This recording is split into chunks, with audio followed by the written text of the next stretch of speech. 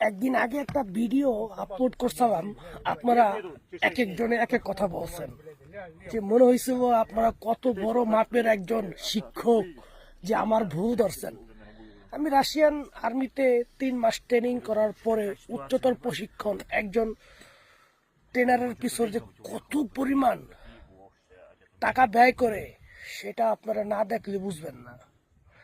তো আপনারা বলছেন এইটা গ্যানেট, এইটা এইটা এইটা এইটা, আপনি কি জানেন? দেখেন আপনারা দেখাই, এটা হচ্ছে AK-47, AK-47।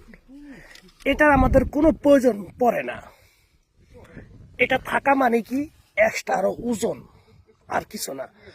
কিন্তু আমি যে আপনাদের এর আগে একটা বুলেট দেখাইছি, এই বুলেটটা এটার মধ্যে একটা থাকে, আর লগে আর কি 2-3টা থাকে, এগুলো আমার সে রাখে না, এটা একটা এক্সট্রা ভেজাল।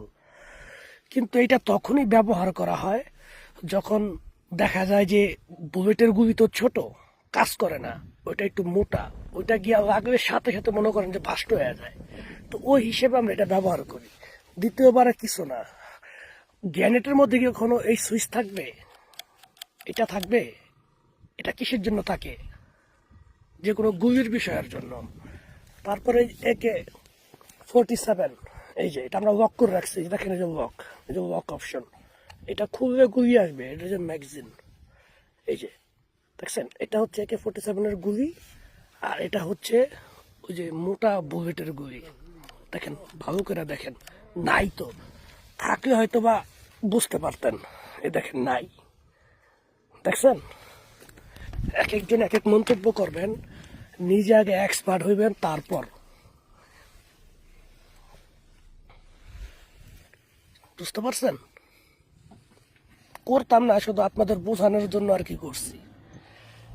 এই ট্রিগারটা হচ্ছে শুধুমাত্র AK-47 গুলি ব্যবহার করার জন্য, আর এই ট্রিগারটা হচ্ছে যখন কাছাকাছি অনেক বড় ড্রোন আইসা পড়ে, গুলিতে কাজ করে না, তখন আমরা এটা ব্যবহার করি। ঠিক আছে? তারপরও যদি আপনাদের মধ্যে কোনো বিভ্রান্তি থাকে, থাকতেই পারে, মন্তব্য করেন, উত্তর দেওয়ার চেষ্টা করুন। ঠিক আছে?